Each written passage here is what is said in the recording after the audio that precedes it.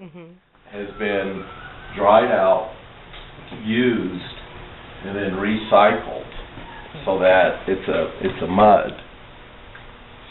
Okay, and then this clay can either be put on the wedging board and spread out to dry out, and then wedged up to become a good consistency clay again. They can come in. Are they your students? You guys can come in, William. What's up, man? Not much. How you doing? Good. Good. Hey, how you doing? Good. I'm an instructor here. Okay. So. I just want to make sure because I'm locking all the buildings. So. Yeah. Well, I got a key to this one, so right. You don't have to worry about this area. So these your students? Yeah. This one, that's William. William has been throwing a lot of pots. That's all his stuff laying on the table here. Which one's yours, William? Huh? Which one? Who's William? You're William? Yeah. Can I see your stuff? Yeah. We're making a video. It's going to be on YouTube.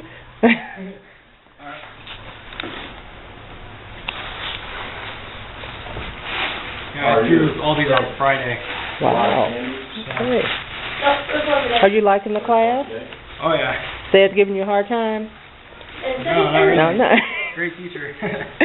Cool. You're going to be bouncing off the wall.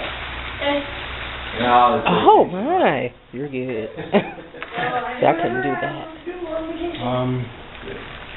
Oh, this is all yours. Yeah. Wow. This one, I think this one's a triple wall pot. Try this. I think this is the one that is. Hello? Hello? Yeah. I can't answer. It's a little thick, but there's 3 walls on this. There's the 2 walls right here, and then there's a wall in the center that's coming up. Okay. And what will that be?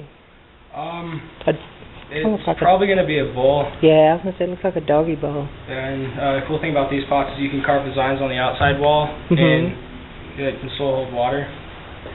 Cool. Hey, Ed, could you look outside? Because I think Porsche's pulling up. They're going to be in a Subaru Impreza. And what's your name again? William. William. All right. Have you taken one of these classes before? No, this is my first semester. Okay. So you haven't, but you're thinking about it. Yeah. Good. Oh, that's very nice. Yeah, that's a double wall, and so it's completely hollow on the inside. Oh, so this one's not hollow. This one is too. It is. Okay. That one has 3 walls instead of 2. Okay. So it's the cracks are normal. Actually, I think it's drying a little too fast. Okay. So.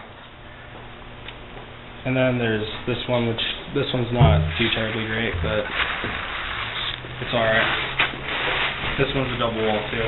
Okay. Have you seen any of his work before? I've seen the ones that he has at home. Okay. And what's your name? Brandon. Brandon. Yeah. So is that one drying too quick? I like that.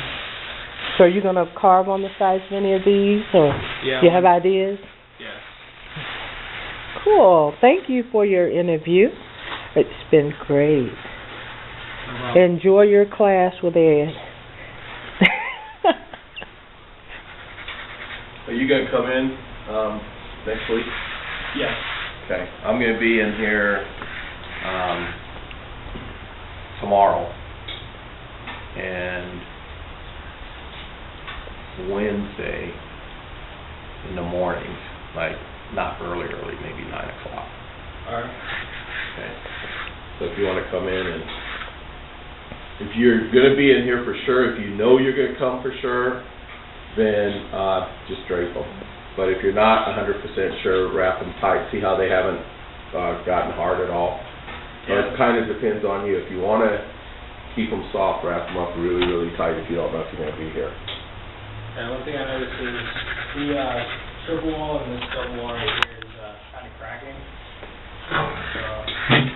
You didn't put any water on them, did you? I don't think so.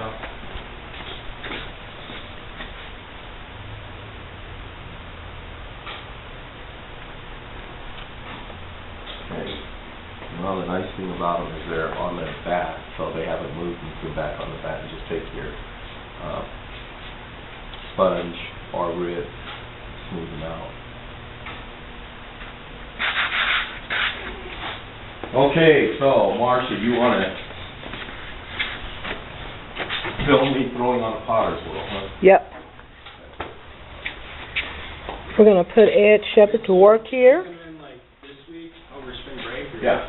Alright. I'll be in tomorrow, Monday. I'll be in Wednesday morning. Okay, so what I'm doing right now is I'm wedging the clay, preparing the clay to throw on the potter's wheel. The reason you wedge it is to get, first of all, if there's any air pockets or hard lumps of clay, as you're wedging it, you're wedging the outside in and the inside out, and that hard clay or any air pockets will come up to the surface. The other thing is to get the clay molecules moving in a circular direction, because that's the way you're going to throw. So, and a lot of people don't believe that. You know, you're stretching the clay and actually moving the molecules of the clay, but you are. So, I usually give my clay about 30 to 70 turns, depending on how wet the clay is, how stiff I want it to be on the potter's wheel when I start throwing. The board here is made of plaster Paris, and the plaster has the properties of absorbing water. So not only am I wedging the clay to get the pockets out, I'm actually drying it out a little bit, so that it doesn't look like what we looked at in the bucket earlier.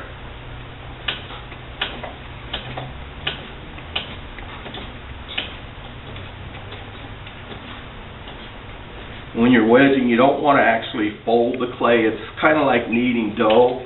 If you fold it down and then turn it back in, you're putting air pockets in it. So it's kind of a gentle rocking motion. I'm actually pushing the clay down about a quarter, pulling it up on its edge, and turning and pushing it about a quarter.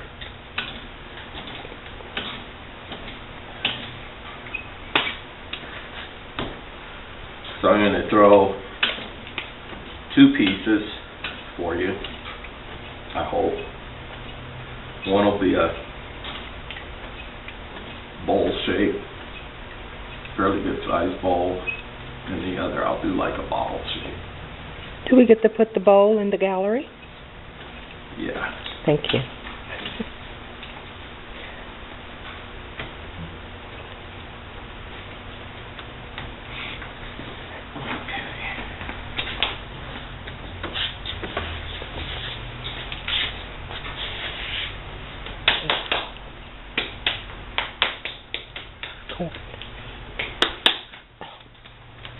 You ever work on a potter's wheel, Portia? Yeah, terrible at it. Oh, I heard you say it. My foot is not like bricks. Okay. Well, we've got a few brick throwers in here, but we're going to come with most of the kids are really learning to throw pretty well. So. Okay. Tools.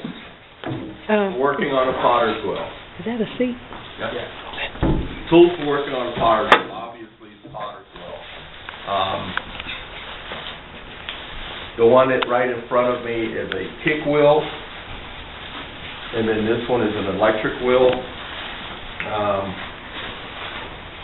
Once you learn how to throw, it's kind of your own preference. I've seen people throw 50 pounds on a kick wheel. The potter's wheels, these are pretty strong little wheels.